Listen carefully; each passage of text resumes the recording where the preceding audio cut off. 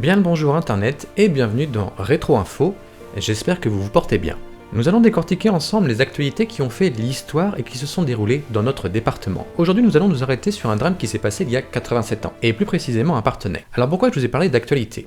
Eh bien en mi-janvier 2021, il y a quelques jours, s'est passé également un drame, je dirais pas similaire, mais qui nous montre que nous ne sommes pas à l'abri de ce genre de faits divers. Je reprends par exemple la Nouvelle République qui titrait « Parthenay, un homme retrouvé mort dans son appartement ». Maintenant nous allons faire un bond dans le temps il y a 87 ans, en 1934. On va reprendre un article de l'Ouest Éclair, qui est un ancien quotidien qui s'est arrêté de publier en 1944, et qui titrait ceci « À Parthenay-le-Vieux, des jeunes gens attaquent à coups de revolver un ménage de septuagénaires. La femme est tuée, le mari est blessé. » C'est une enquête qui a été résolue assez rapidement, vous allez voir, le meurtrier a été arrêté. Cependant, j'ai retrouvé les traces du meurtrier 32 ans plus tard dans un autre journal, mais ça, on le verra après cet article. Parthenay, 9 avril 1934, de notre correspondant. Les bruits de fête de l'Assemblée de Parthenay-le-Vieux s'étaient quelque peu apaisés. On attendait le bal de nuit, lorsque se répandit une sinistre nouvelle. Un crime venait d'être commis chez les époux forestiers qui habitaient Rézard, ou Rosard, à 5 ou 600 mètres de là. Les deux vieux avaient été assaillis à coups de revolver et la femme avait été tuée. La nouvelle était exacte. Sur les lieux, nous rencontrons le chef de brigade Chauveau et les gendarmes Sillet et Arnaud avec deux voisins. L'un de ceux-ci tient une lampe tempête, à la lueur de laquelle nous apercevons sur le gazon de la cour un couvre-pied qu'on a jeté sur le cadavre de Madame Forestier. Un couvre-pied, c'est une petite couverture qu'on mettait sur les lits pour avoir plus chaud. Les gendarmes ont été rejoints par le lieutenant Barbet et l'adjudant Gauthier qui ont retrouvé dans la cour 2 douilles et balles de revolver. Un peu avant 21h, le docteur Bourdeau de Parthenay vient constater le décès de la victime. Madame Forestier a été atteinte par une balle entrée à la poitrine de l'épaule et sortie à la base du cou. Malgré l'exhortation d'une voisine, Madame Chouc, qui essaie de l'écarter, Monsieur Forestier s'approche du cadavre de sa femme, qu'il voudrait ne pas laisser ainsi au milieu de la cour. Tour à tour, il sanglote et parle à la morte. Sa douleur fait vraiment peine à voir. Son fils, fermier à Clessé, a été aussitôt prévenu, ainsi que sa fille, mariée à un employé de chemin de fer de Paris, Monsieur Ferraud. Donc vous voyez le travail journalistique qui arrive sur les lieux du crime. Monsieur Forestier nous a fait le récit de l'agression. Le soleil s'est levé sur les vertes prairies, toutes encadrées de haies qui entourent le Rézard, solidement bâti sur un roc de granit, au-dessus de 6 pittoresques vallées de la Viette. C'est une petite maison de 2 pièces surmontée seulement d'un grenier et entourée de quelques servitudes. Près de la barrière, une large flaque de sang marque l'emplacement où fut retrouvé le cadavre de Madame Forestier. Donc là, on fait le tour un petit peu de la scène de crime. Dans la cuisine, meublée de 2 lits, d'une armoire bien astiquée, d'un vaisselier et d'un buffet, voici Monsieur Forestier qui vient de recevoir des soins du docteur Bourdeau. Grand et fort malgré ses 73 ans, il nous refait d'une voix émue le récit de l'agression. J'avais passé ma journée à la maison où ma femme était restée toute la soirée avec moi après avoir été dans la matinée à Parthenay. Nous ne nous couchions jamais tard. Hier, nous étions mis au lit vers 20h. Il y avait à peine 10 minutes que nous étions couchés quand on a frappé à la porte de l'autre chambre, puis une seconde fois à la porte de la cuisine. J'ai demandé « Qui est là ?» On m'a répondu « C'est le fils à Chatry, de la Vergne ». Je lui ai dit « Je ne reconnais pas votre voix ». Ils ont répondu « Comment ? Vous ne reconnaissez pas le fils de Chatry, de Saint-Paul ?» Moi je ne voulais pas ouvrir, mais ma femme m'a dit « Si un voisin vient nous voir à cette heure-là, c'est qu'elle a besoin de nos services. » Et elle s'est levée. J'étais pas tranquille et je me suis lancé derrière elle. Aussitôt qu'elle a ouvert la porte, 2 jeunes gens sont entrés. L'un était brun, petit, maigre, l'autre était blond et costaud. En les voyant, ma femme a eu peur et a essayé de sortir. Mais le blond a dit « Non, vous ne sortirez pas et surtout ne criez pas. » J'ai demandé à mon tour « Qu'est-ce que vous attendez de nous, messieurs ?» Le brun m'a répondu « La bourse ou la vie ». Mais j'avais eu le temps de saisir un 3/4 et il le regardait.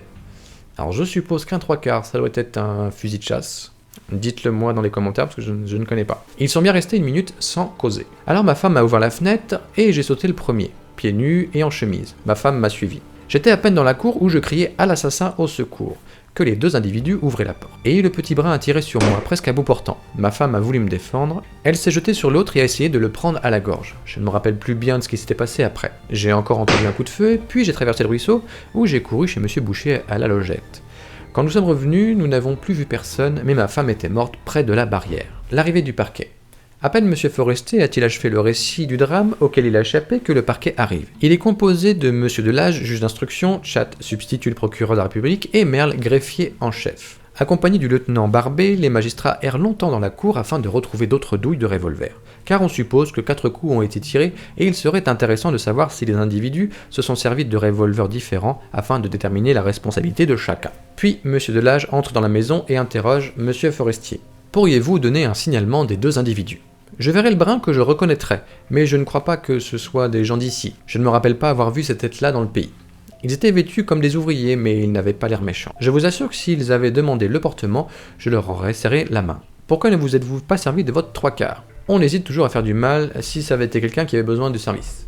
Le lieutenant Barbet précise alors un point qui l'avait d'abord paru suspect. N'a-t-on pas trouvé une savate près de la victime et une autre près d'un mur de la cour ? Comme M. Forestier ne les avait pas reconnues, on avait d'abord supposé qu'elles pouvaient appartenir à l'un des assassins. Mais on a ensuite appris qu'elles avaient été prêtées par Madame Boucher à M. Forestier qui, dans son affolement, les avait oubliées auprès du cadavre de sa femme. L'enquête des gendarmes. Toute la nuit, les gendarmes de Parthenay ont opéré des recherches aux alentours de la maison du crime et à Parthenay-le-Vieux. À l'aube, ils ont recueilli quelques témoignages, la plupart imprécis et demandant la plus grande réserve. Mais les policiers eurent vite la certitude que les assassins devaient habiter Parthenay et ils se mirent à interroger quelques individus suspects. On arrête l'un des agresseurs. Dès le début de la matinée, ils interpellent un certain Henri Renideau, 29 ans, né à Machecoul, Loire-Inférieure, sur lequel ils avaient de mauvais renseignements. C'était un fainéant et un ivrogne. Imaginez aujourd'hui un journaliste qui publie un papier et il marquerait que cette personne est un fainéant et un ivrogne. Ça sera extraordinaire. Renaudino fournit un alibi mais ne réussit pas à satisfaire complètement la curiosité des enquêteurs. Aussi ceux-ci, après avoir opéré quelques vérifications, revinrent-ils vers 11h sur la route de Poitiers dans une fabrique de poteaux en ciment où travaillait Renaudino. Habilement cuisiné, le jeune homme finit par avouer sa complicité dans l'agression. Il fut immédiatement conduit à la gendarmerie et enfermé dans la chambre de sûreté. À 14h30, Monsieur Delage, juge d'instruction, vint l'interroger pour établir sa part de responsabilité. À la recherche du deuxième agresseur. Depuis quelques instants, une auto pleine de gendarmes était partie pour une destination inconnue. L'identité de son agresseur serait connue. Il s'agirait d'un ouvrier agricole récemment sorti de la maison d'arrêt de Bressuire, où il avait purgé une peine de 18 mois de prison. D'après nos renseignements, on le recherchait dans la région d'Amaillot ou de Gourget. Au Rézard, on attend l'arrivée du docteur Bresseil, médecin légiste à Parthenay, chargé de l'autopsie de la victime. Cette autopsie comporte spécialement la recherche de balles, toujours dans l'intention de déterminer la part de culpabilité des deux agresseurs. Et enfin, le second agresseur est arrêté. Le second agresseur n'a pas tardé à être arrêté. Il s'agit d'un certain Raymond Barrault, âgé d'une trentaine d'années. Il travaillait au champ pour le compte de M. Dupont au Pressou, commune de Gourget, quand les gendarmes l'aperçurent vers 15h. Sans esquisser la moindre mouvement de fuite, Barrault les attendit et se mit aussitôt à table. Toutefois, s'il reconnut avoir tiré les coups de revolver, il jeta l'initiative de la tragédie entreprise sur Renaudino, qui était allé, disait-il, le chercher. L'article termine par une dramatique confrontation. Barrault est alors introduit dans la maison, près du lit de M. Forestier, le bonnet de nuit planté droit sur la tête, le visage enfiévré. Le vieillard cherche à reconnaître son agresseur. « Il faut emmener l'autre aussi, dit-il péniblement. Quand ils seront l'un à côté de l'autre, je reconnaîtrai celui qui a tiré sur moi. » Maintenant, les deux assassins sont près de son lit. Il les dévisage un instant. « C'est lui, dit-il en désignant Barrault. » L'assassin est ainsi désigné, mais Renaudino n'est pas moins coupable. Et quand les deux assassins sont reconduits aux voitures, qui vont les emmener à la gendarmerie, la foule qui tout à l'heure a déjà crié se met à nouveau à pousser des cris de mort. Cet article est signé Fernand Daudin. Et ensuite une petite réclame après l'article. Les prouesses sportives et amoureuses d'Hercule n'étonnent pas les savants qui ont tout d'un alarmant découvert que le héros puisait ses forces dans le café. Et bien sûr, pas n'importe quel café. Le café à la Chicorée Leroux, bien entendu. Car la Chicorée Leroux fait le bon café. Et oui, c'est un autre temps. Comme je vous disais en titre, j'ai retrouvé les traces de ce certain monsieur Barrault, 32 ans plus tard, qui a fait également parler de lui. Cette fois-ci, c'est dans le quotidien François, daté du 24 mai 1966, où l'on pouvait voir en titre « Condamné pour le meurtre d'une femme, il en poignarde une autre 32 ans après ». L'ex-bagnard, qui s'était installé à Vendré, Charente-Maritime, a poignardé son ami. 32 ans après avoir été condamné aux travaux forcés à perpétuité pour le meurtre le 8 février 1934 près de Parthenay de Sèvres d'une fermière, Madame Forestier, Auguste Barrault, 61 ans, a poignardé à Vendre, Charente-Maritime, sa maîtresse Marcel Renaud, 40 ans. Voilà, encore un drame épouvantable, je lis juste la fin de l'article, 12 coups de couteau. Deux des enfants qui vivaient avec le couple avaient été témoins du sauvage assassinat de leur mère, ce qui est abominable aussi. Une demi-heure plus tard, quand les gendarmes de Surgères arrivèrent sur les lieux du crime, le meurtrier dormait. Il se laissa arrêter sans opposer la moindre résistance. En quittant sa maison, il dit à l'adjudant-chef Riquelme de la brigade de Surgères « Je vais avoir froid à la tête, passez-moi ma casquette, donnez-moi aussi un mouchoir. »« Tu as tué une femme il y a 32 ans, cela ne suffisait pas ?» lui dit un gendarme indigné. « Je pourrais en tuer une troisième, donc répond-il, mais cette fois je sais ce qui m'attend. » C'est que la peine de mort était toujours d'actualité à cette époque-là. Voilà, cette vidéo se termine, et n'hésitez pas aussi à m'envoyer des documents si vous voulez que j'en parle, il n'y a pas de souci, moi j'aime bien pouvoir parler d'histoire, d'actualité de ce qui s'est passé dans notre département, que ce soit à Parthenay, Niort.